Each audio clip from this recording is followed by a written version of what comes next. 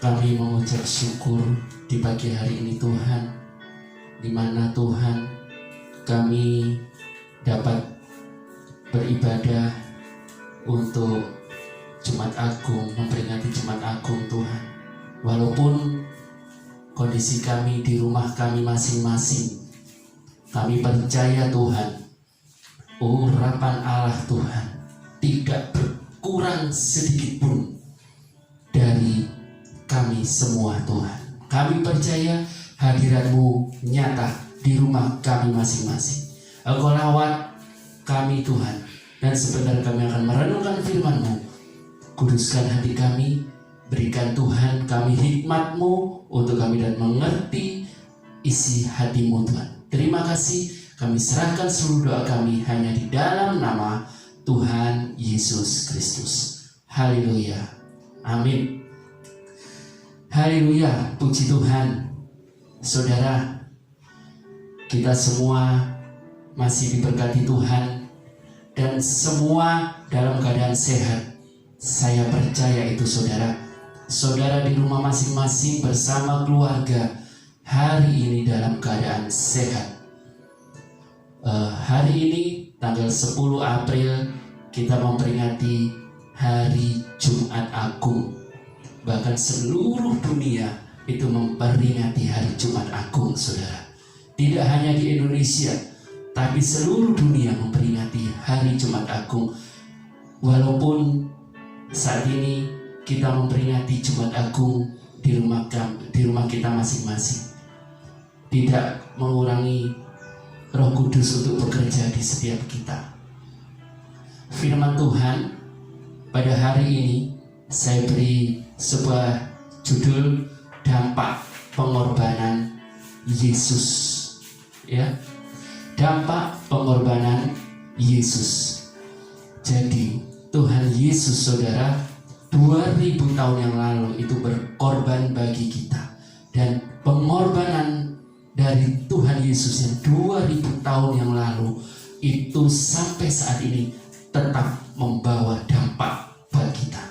Amin saudara. Kita buka Alkitab kita saudara, kita baca perlahan-lahan supaya anak-anak juga bisa mengikuti. Kita akan baca Alkitab kita perlahan-lahan saudara. Yohanes pasal 19 ayat 17 dan 18. Saya ulang saudara. Yohanes pasal 19 ayat 17 dan 18. Kita baca bersama-sama dulu ayat 17. Sambil memikul salibnya, ia pergi keluar ke tempat yang bernama tempat tengkorak, dalam bahasa Ibrani Golgota. Yang ke-18, dan di situ ia disalibkan mereka, dan mereka bersama-sama dengan dia disalibkan juga 2 orang lain sebelah menyembah. Yesus berada di tengah-tengah. Nah saudara, dari ayat ini saudara kita dapat pelajari, kita dapat lihat saudara, bahwa waktu setelah Tuhan diadili, menurut versi mereka, versi orang-orang Farisi, Tuhan Yesus diadili dan dihadapkan pada Pontius Pilatus waktu itu. Dan Pontius Pilatus tidak menemukan kesalahan sedikit pun yang ada pada Tuhan Yesus, tetapi dia dipaksa. Pontius Pilatus dipaksa untuk menyalibkan Yesus, saudara. Dan setelah dia keluar dari ruang persidangan itu, ya, dia harus memikul salib. Jadi salib itu besar, saudara, lebih besar daripada tubuh manusia, dan dia juga lebih tinggi daripada tubuh manusia. Setelah Tuhan Yesus disiksa, dipakaikan mahkota duri di atas kepalanya, dicambuk, tidak cukup dari situ, dia harus naik ke bukit dengan memikul salib. Begitu berat, saudara. Kalau kita membayangkan, saudara, ya, sudah badannya merasa sakit, masih disuruh memikul salib lagi, saudara. Jadi betapa berat dan betapa tersiksanya Tuhan waktu itu, saudara. Dan darahnya, saudara, tercecer di mana-mana. Darah bekas luka Tuhan itu tercecer di mana-mana. Darah bekas luka Yesus tercecer, saudara. Darah bekas luka Yesus itu tercecer di setiap jalan yang dia lalui. Dan banyak sekali orang-orang yang mengiring di belakangnya. Darah itu tercecer, menetes setetes demi setetes, sampai dia di atas bukit tengkorak atau bukit Golgota. Ya, itu, saudara. Jadi setelah dia dicambuk, dia disuruh berjalan lagi dan memikul salib yang begitu berat. Dan salib itu untuk dia sendiri, saudara. Ya, itu. Kita lanjut, saudara. Kita lanjutkan kita loncat, saudara. Kita loncat ke Yohanes 19 ayat 33 sampai 34. Kita loncat, ya. 33. Tetapi ketika mereka sampai kepada Yesus dan melihat Yesus bahwa telah mati, mereka tidak mematahkan kakinya. Nah, saudara, nampaknya, saudara, setelah orang disalib, itu enggak cuma disalib, tetapi tulangnya dipatahkan, saudara. Ya, jadi tulang-tulangnya dipatahkan. Dua penjahat yang di samping kanan dan samping kirinya Yesus, itu tulang-tulangnya dipatahkan. Nah, setelah dia mematah-matahkan tulang-tulang penjahat itu, dia datang, mereka tentara itu datang ke Yesus. Setelah mereka datang ke Yesus, dia dapati apa? Bahwa Yesus telah mati. Nah, kita lihat ayat yang ke-34. Tetapi seorang di antara mereka menikam lambungnya dengan tombak, dan segera mengalir keluar darah dan air. Ya, untuk memastikan, saudara, bahwa Yesus itu sudah mati. Karena kalau orang sudah mati di atas kayu salib, itu tidak boleh dipatahkan tulangnya, tidak boleh dipatahkan. Nah, akhirnya untuk memastikan kalau Yesus itu sudah mati, dia tikam lambungnya dengan sebilah tombak, saudara. Nah, saat dia tikam lambung Yesus, yang keluar apa? Darahnya, saudara. Ya, darahnya ini keluar sampai habis. Kenapa kok bisa saya katakan sampai habis? Karena yang setelah darahnya keluar, yang terakhir keluar apa? Air, saudara. Air yang ada di dalam lambungnya itu keluar semua sampai bersih. Baru mereka percaya kalau Yesus sudah mati. Itu. Jadi darah Yesus inilah yang sebetulnya dinanti-nanti oleh mereka, saudara. Kalau darahnya sudah keluar, berarti Yesus sudah mati. Dan di saat Yesus mati, sudah digenapilah firman Tuhan. Itu. Jadi Yesus sudah mati. Mereka yakin bahwa Yesus Yesus sudah mati dan darahnya sudah tertumpah. Penumpahan darah itu yang penting kita lihat. Yang pertama, saudara, apa sih dampak pengorbanan Kristus sampai Yesus menumpahkan darah di atas kayu salib? Yang pertama kita lihat, ada pengampunan dosa. Ya. Ada pengampunan dosa, saudara. Kita buka Matius pasal 26 ayat 28. Matius 26 ayat 28. Kita baca perlahan, saudara ya. 28.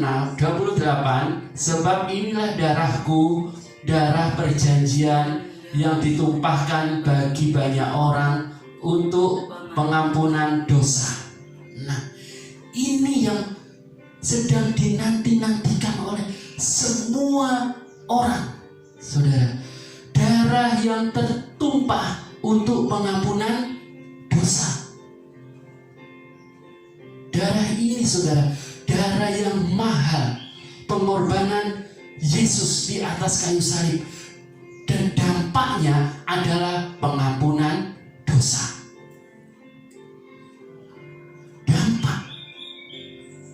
Pengorbanan Tuhan Yesus di atas kayu salib adalah pengampunan dosa. Siapapun itu, saudara, mereka sudah diampuni bagi orang-orang yang percaya kepada Dia. Apapun itu, saudara, kesalahan saudara, apapun itu dosa saudara, percaya. Saat ini engkau sudah diampuni karena ada pertumpahan darah. Dan darah Yesus Kristus Tuhan itu yang sudah mengampuni saudara. Apapun itu, saudara. Saya tidak tahu latar belakang saudara, apa yang pernah saudara perbuat di masa lalu, dosa-dosa apa yang sudah pernah saudara lakukan. Saya percaya, jika saudara percaya mengakui Tuhan Yesus sebagai Tuhan dan Juru Selamat bagi saudara, maka hari ini juga, detik ini juga, engkau diampuni oleh Tuhan dan engkau layak memperoleh hidup yang kekal. Dan hidupmu diselamatkan oleh Tuhan. Itu percaya, saudara. Darah yang tertumpah itu tidak sia-sia. Darah yang tertumpah 2000 tahun yang lalu masih tetap sampai saat ini. Kuasanya tidak pernah berubah, dulu, sekarang, bahkan sampai selama-lamanya. Beri kemuliaan yang panjang bagi Tuhan. Luar biasa, saudara. Itu adalah pertumpahan darah Yesus, korban dari Allah untuk menebus setiap dosa kita, setiap pelanggaran kita. Tuhan sudah tebus. Tuhan sudah tebus semuanya. Tuhan sudah ampuni pelanggaran saudara. Memang, saudara, ya, tidak ada orang yang sempurna, tidak ada manusia yang sempurna. Saudara berdosa, saya yang menyampaikan firman Tuhan juga berdosa. Tetapi dosa-dosa saudara dan dosa-dosa saya itu saat ini sudah ditebus oleh darah Yesus yang tertumpah di atas kayu salib. Darah itu yang akan menebus saudara, yang akan menebus dosa-dosa saudara. Yang kedua,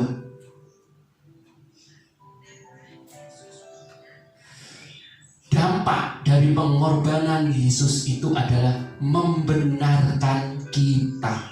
Saudara, ingat, pengorbanan Yesus itu membenarkan kita.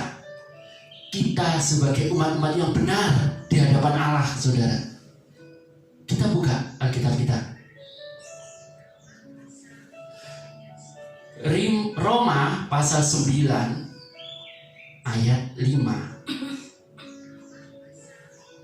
kebalik saudara, maaf. Roma pasal 5 ayat 9.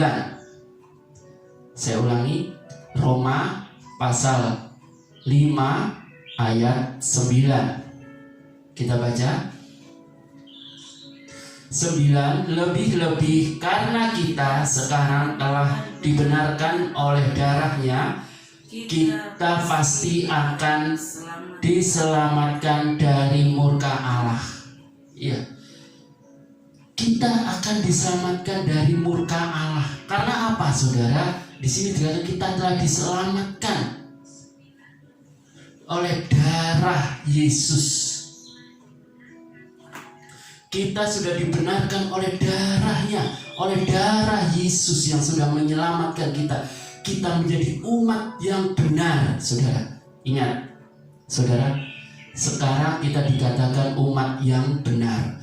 Berarti dulu sebelum Yesus mati di atas kayu salib, kita menjadi umat apa? Umat yang salah, saudara. Umat yang salah kita. Umat yang berdosa kita. Karena ada karya penebusan dosa oleh Allah yang turun menjadi Tuhan Yesus Kristus, Tuhan yang menyelamatkan kita. Kita disebut adalah umat yang telah dibenarkan. Amin, saudara. Katakan, kita umat yang telah dibenarkan. Iya, kita adalah umat yang telah dibenarkan.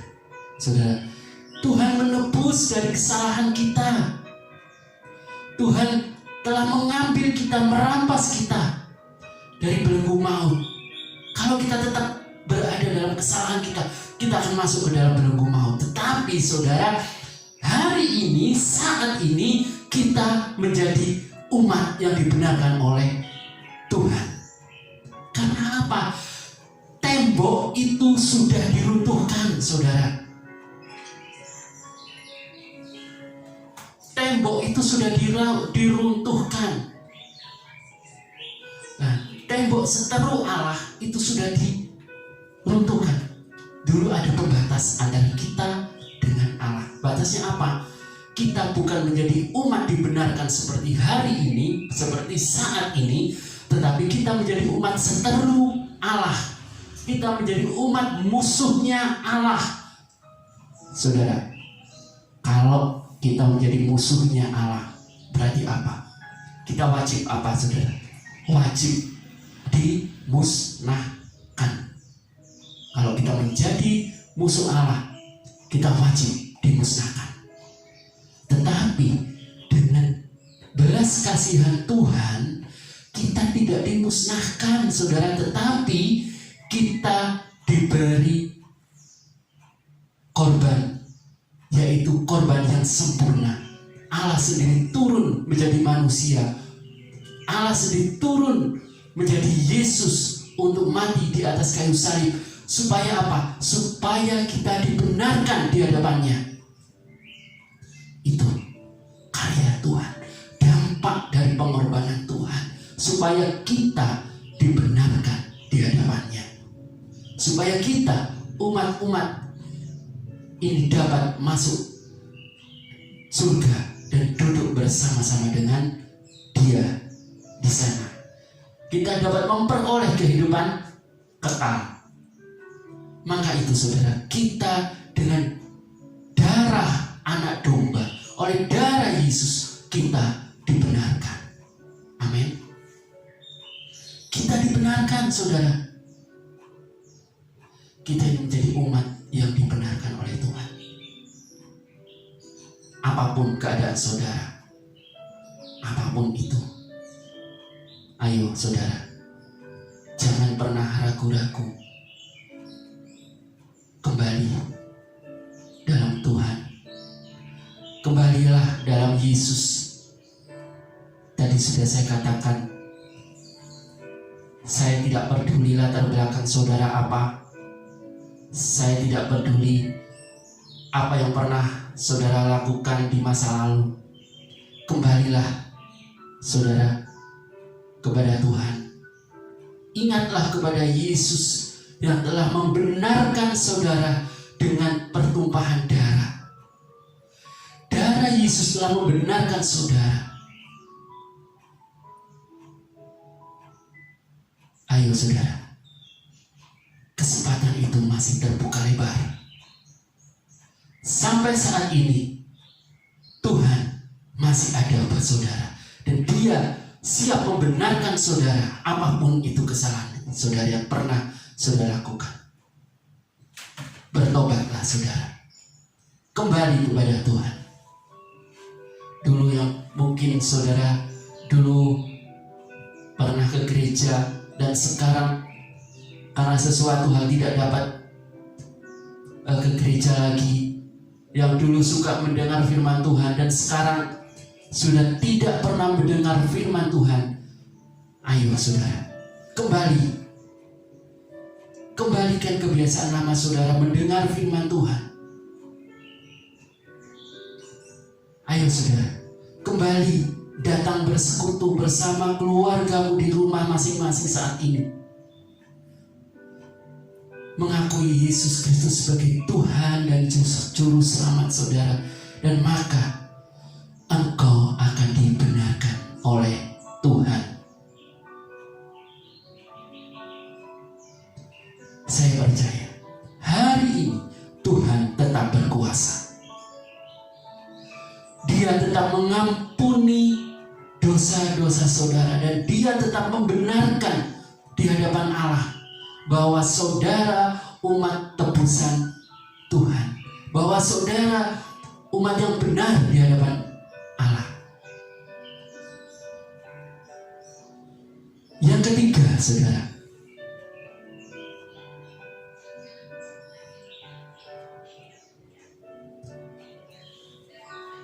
darah Yesus berkuasa menguduskan kita. Amin saudara. Katakan, darah Yesus berkuasa menguduskan kita. Ini yang ketiga. Ini kuncinya saudara. Ya. Darah Tuhan itu mampu menguduskan kita. Kita buka Alkitab kita. Ibrani pasal 13, Ibrani pasal 13 ayat yang ke-12. Ibrani pasal 13 ayat yang ke-12 saudara. Itu jugalah sebabnya Yesus telah menderita di luar pintu gerbang untuk menguduskan umatnya dengan darahnya sendiri. Jadi Yesus telah menderita, saudara, dikatakan.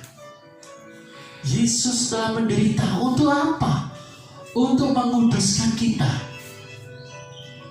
Untuk menguduskan kita, Dia rela menderita. Dia rela pikul salib. Dia harus dicambuk dan dipakai mahkota duri di kepalanya. Dia rela untuk menderita untuk apa? Saudara, untuk menguduskan kita, untuk menyucikan kita, saudara. Amin, saudara. Yesus menyucikan kita.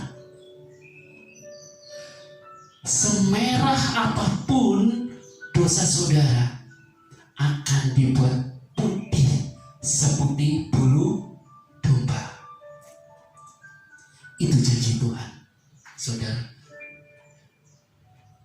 Jadi saat ini saudara, melalui ibadah perayaan Jumat Agung, saya katakan bahwa Yesus telah menyucikan kita. Yesus telah menguduskan kita dengan penderitaannya, dengan bilur-bilurnya.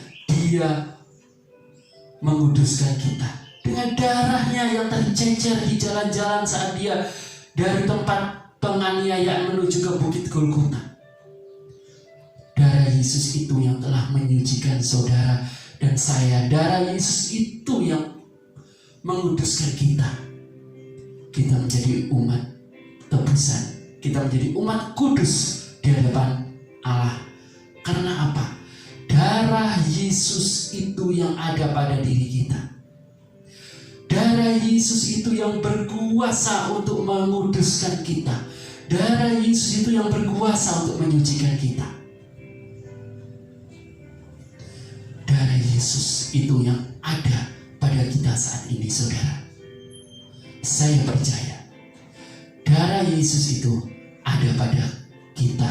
Darah Yesus itu ada pada keluarga kita. Darah Yesus itu berkuasa atas hidup kita. Saya percaya itu, saudara. Bahwa Yesus telah menderita di atas kayu salib, dan darahnya itu sudah tertumpah bagi kita. Kita sudah dibenarkan dan kita sudah disucikan. Kita sudah dikuduskan oleh kuasa darahnya. Amin, saudara. Kesimpulan dari khotbah saya berkhotbah tidak usah terlalu panjang, saudara. Kesimpulan, kita buka ayat kita, Efesus pasal 2 ayat 13 dan 14. Efesus pasal 2 ayat 13 dan 14. Kita baca pelan-pelan. 13. Tetapi sekarang di dalam Kristus Yesus, kamu yang dahulu jauh sekarang sudah menjadi dekat oleh darah Kristus. Itu, saudara. Dulu kita jauh, karena ada darah Yesus sekarang kita menjadi dekat. Ya, kita sekarang menjadi dekat, saudara. Saya percaya Yesus ada di dalam saudara. Yesus berada sekarang ada di dalam hati saudara. Saya percaya itu, bahwa Yesus tinggal ada di hati saudara. Dia bukan Allah yang jauh di sana, tetapi Dia adalah Allah yang dekat, Allah yang tinggal di dalam hatimu. Yesus ada di dalam hatimu. Dia dekat. Dia bersama-sama denganmu, saudara. Apapun yang saudara alami, apapun yang saudara hadapi, percaya ada Yesus yang menopang, ada Yesus yang menolong. Karena Yesus tidak jauh di surga sana, tetapi Yesus itu ada di dalam hati saudara masing-masing. Yesus ada di setiap pribadimu, saudara. Percaya itu. Ayat yang ke-14 kita lihat. 14. Karena Dialah damai sejahtera kita, yang telah mempersatukan kedua pihak, yang telah merobohkan tembok pemisah, yaitu perseteruan. Jadi Dia, Yesus, telah merobohkan tembok perseteruan itu, saudara. Dan Dia dengan kita adalah satu. Amin, saudara. Katakan, Yesus dengan saya adalah satu. Amin. Mari kita berdoa. Bapa, kami percaya firman-Mu hari ini, Tuhan, telah Engkau nyatakan. Engkau telah menebus dosa kami. Engkau sudah membenarkan kami, dan kami percaya, Tuhan, Engkau sudah menguduskan dan menyucikan kami. Kami percaya, Tuhan, Engkau tinggal bersama kami, dan kami pun tinggal bersama-sama dengan Engkau. Kami percaya, Tuhan, penyertaan-Mu begitu sempurna atas kami. Kami serahkan seluruh jemaat-Mu, Tuhan, yang ada di rumah masing-masing, Tuhan. Kami serahkan hanya di dalam tangan-Mu. Hamba-Mu sudah berhenti berbicara, tetapi kami percaya firman Tuhan akan selalu terus berbicara di setiap hati kami. Kami percaya, Tuhan, kami menerima berkat daripada Allah Bapa, kasih sayang daripada Tuhan Yesus Kristus, penghiburan oleh Roh Kudus. Terima kasih, Bapa. Kami serahkan seluruh doa kami hanya di dalam nama Tuhan Yesus Kristus. Haleluya. Amin.